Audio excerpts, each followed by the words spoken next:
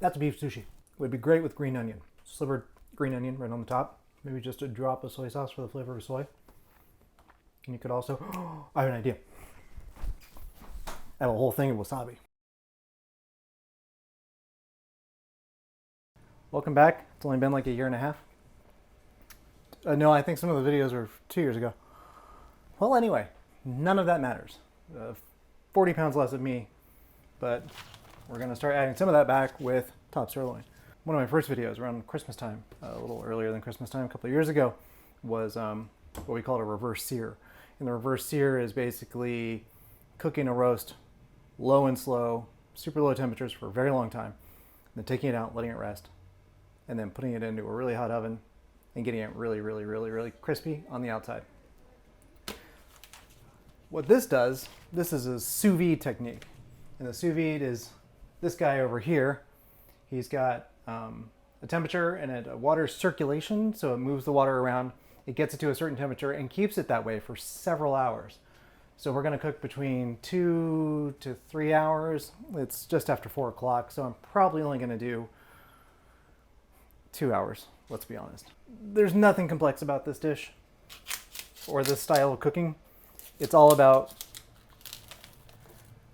salt, pepper, heat over a long time, makes it super nice and tender, and then we're going to either sear it on a pan, or you might use this guy and get some fire going. And that'll give you that nice burnt flavor.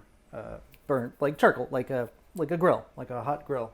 Only you're just doing it in a pan, firing it with that thing, the torch. Basic pieces of meat. They're actually pretty big, but all you need for this is the meat, some salt, some pepper, a freezer, a Ziploc bag, and all will become clear momentarily. First things first.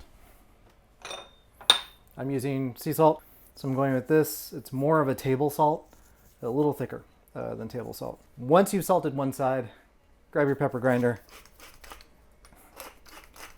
You can adjust the thickness of your grind by adjusting this. I like it a little bit thicker. And flip it over.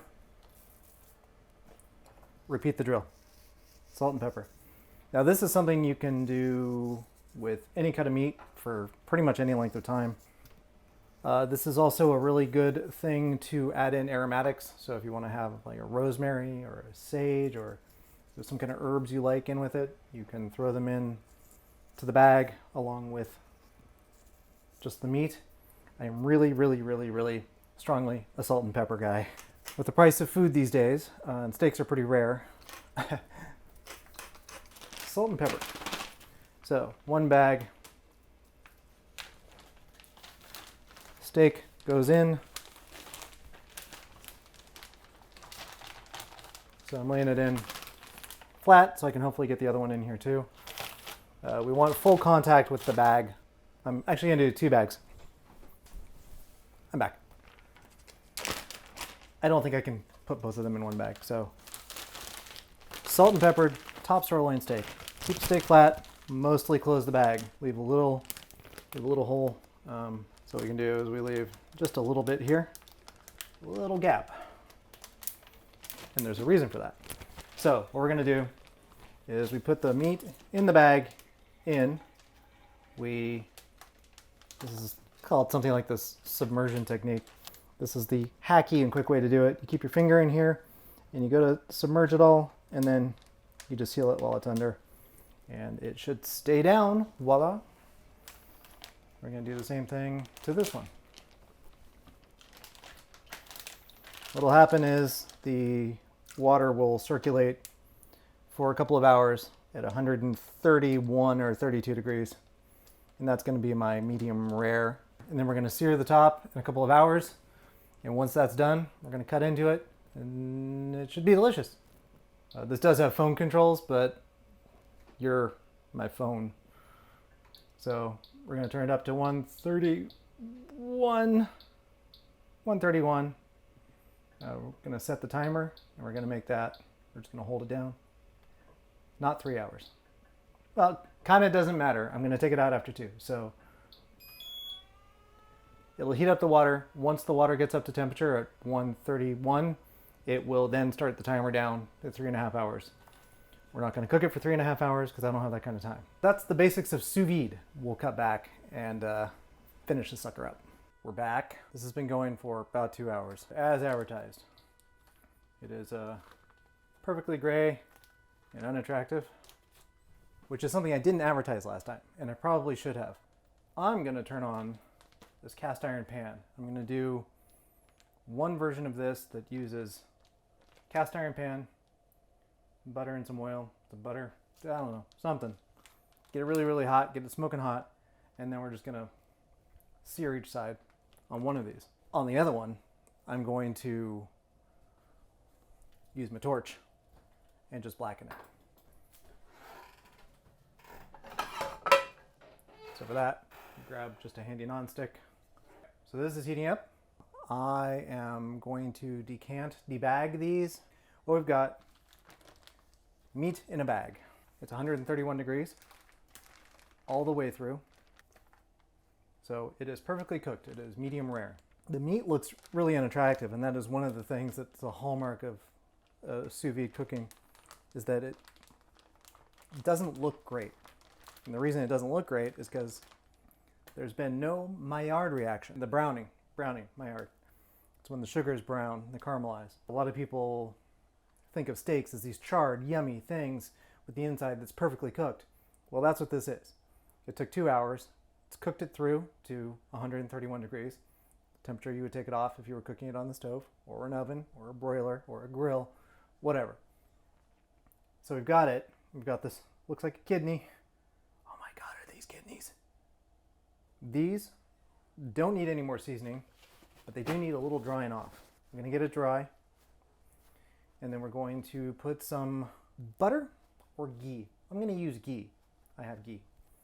Ghee is basically butter with the proteins removed. So the stuff that really, really burns in butter and makes it really, really brown, that's taken out for ghee. So you'll know it as clarified butter. Clarified butter. And it's thick and hard to get out. So this pan is smoking hot. It's almost smoking hot. So I'm going to take the smaller one, and this is really just about 30 seconds on each side, maybe a minute. A couple of heaping tablespoons of oil. Sirloin does not have a lot of built-in fat. It's got a lot of flavor, but it doesn't have a lot of fat. One of the things restaurants do, chefs do religiously to make food taste better, is they add fat. So you'll cook these with an extra level of fat, whether it's going to be an olive oil, which might have too much flavor, or a grapeseed oil that can withstand the heat of the pan, or butter. It's getting very smelly in here. The burning pan. Let's burn down the house.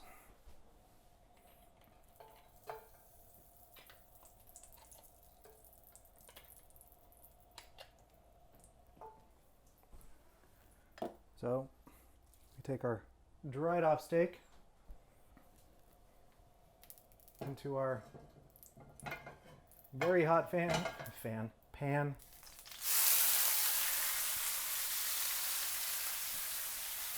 So it's just cooking in the pan.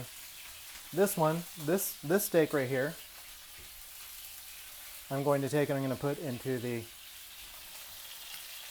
non-stick pan. Take a look at this. Okay, it's not releasing from the bottom very easily, so I'm going to let it caramelize a little bit longer. Remember, we're not here to cook this. It's cooked. We're just browning.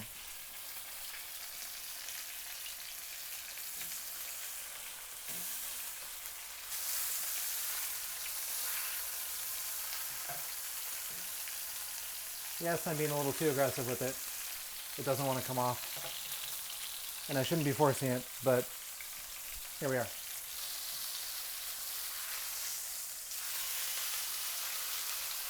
Browned, perfectly browned. Look at me. So much winning. Now we torch. That way is faster. This way is slower, but they're different characters. This one is going to be browned and caramelized. This one's going to be charred.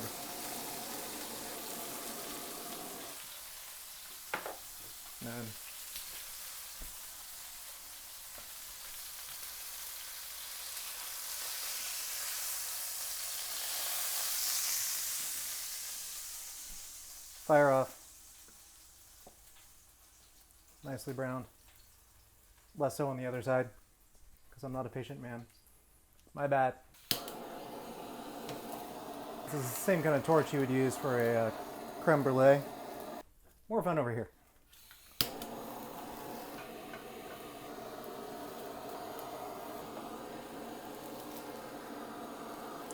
So this would be the equivalent of sticking it in the broiler.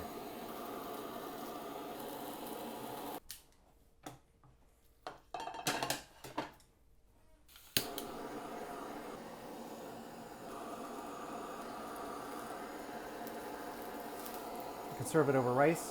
Serve it over rice with green onion. You could probably cut thin little pieces off and make sushi out of it. This beef sushi is amazing. All right. That can of gas lasts forever, by the way. There we go. Moving you back over here. Let's grab a knife. Cut a piece here. So this is what we want. It's a medium rare, trending towards medium. It's edge to edge, pink, and just on the very, very outside edges is our browning, is our caramelizing. Salty, buttery, and delicious. Now the other one, it will be cooked the same. Again, edge to edge pink. And then again, it's got the browning kind of around the edges here. And then we're going to try and taste this. Beefy, not buttery, not overly burnt flavored, but it's got a char to it. There's two different ways to do it.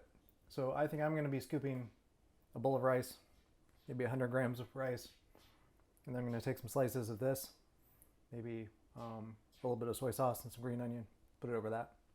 I'm going to cook up some broccoli, maybe some asparagus for the family, and we're going to chow down on steak tonight. That was $5 a pound, and cooked for 2 hours at 131 degrees, and then finished one on the stovetop in butter, and the other one finished with a can of fire, a torch. I'm going to give you a little bonus content here. So I've got this little bowl of rice. Take our buttery one. I'm just going to cut a really, really thin slice. As thin as I can make it. Now, I'm not using any sushi vinegar on this, but I'm just going to get my hand a little wet ball of rice. We'll get it dense enough. And then put a little, make it pretty tasty looking. There we go. And that is, this one probably doesn't need soy sauce or anything.